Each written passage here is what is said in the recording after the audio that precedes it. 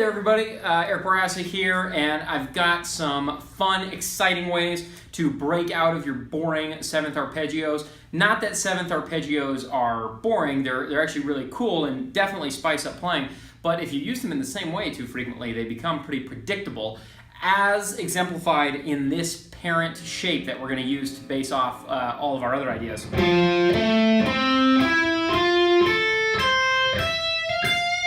Let me go back down. It's got a great sound to it, but it can become predictable. So we're going to try a few new ideas. Take a look at example 1. We're going to do some string skipping and hybrid picking here. So here's what we're doing. We are going string 5, string 3, string 1, and being a little less predictable. And then we are filling in the missing strings after that, strings 4 and string 2. So I'm going to go downstroke, hammer on, downstroke, hammer on. And to change up even a little more, instead of on the first string doing downstroke, hammer on, we're going to go downstroke, pull off. And then downstroke on the 4th string, and then middle finger pluck on the 2nd string. Right, so we got 8, 12, 9, 10, 12, 8, 10, 10.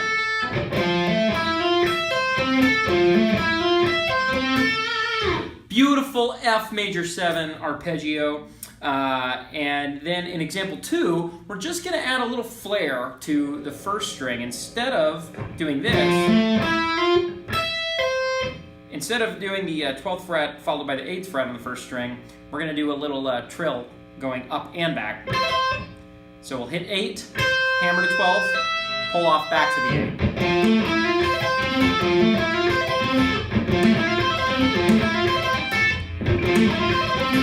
There it is.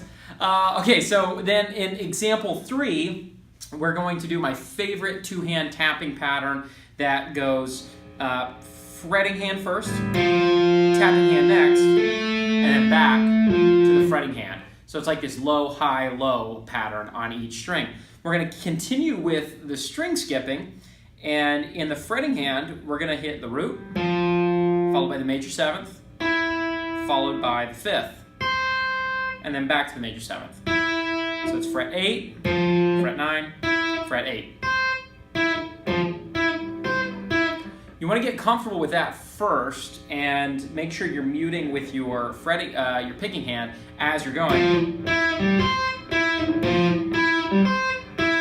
That can be kind of tricky. If you're not comfortable with that, you can also use one of those hair ties or string mutes that people sometimes use. I really like using my open strings, so I tend to focus just on muting here and not restricting my open string access with something muting up here.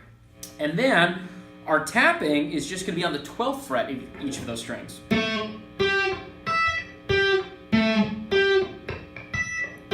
So the 5th string, 3rd string, 1st string, 3rd string.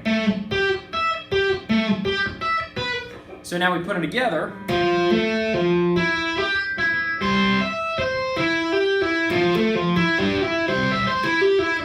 It was terrible. Let's try that again.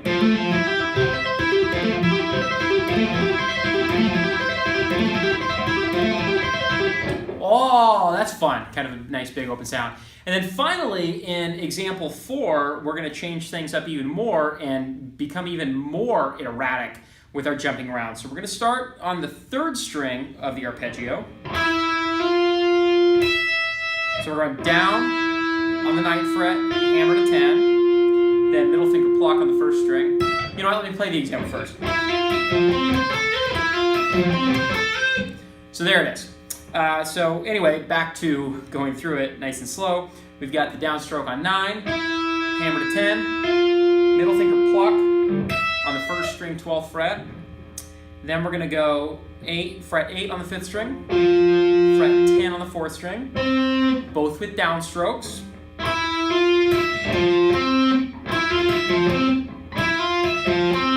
Okay, then we are going to jump all the way to the 1st string, 8th fret, and do a middle finger pluck there. So we got down, hammer, middle finger pluck, down, down, middle finger pluck. And then we'll do a downstroke on the 10th fret of the second string and slide to 13. Now, you want to use your second or third finger for that note so that your first finger is free to jump back to repeat the pattern again. I like using the third finger. It gives me just a little bit more of a stretch to return back. And you want to practice that overlap. The reason why we're not returning back to this C and we're sliding to the second string is because that frees up that index finger. But if we were to do this, it's actually easier to play, but it makes it really hard to jump back to the starting note again. You can do it, but I like it's easier to do the slide, and I like things that are easier, and I like the sound of that slide as well.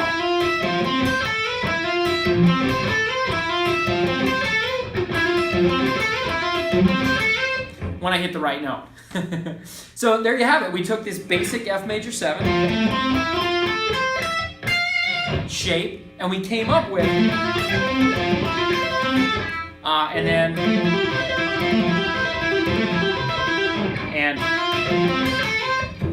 pretty wild. It's amazing what you can do with just a few simple shapes. Oh, and disclaimer, in that third example, I substituted a root with a ninth. So I did add one extra note at one point. Everything else came straight from that major 7th arpeggio. So I hope those ideas have been helpful. See what other ways you can come up with to make that major 7th arpeggio even more interesting. And I'll see you next time.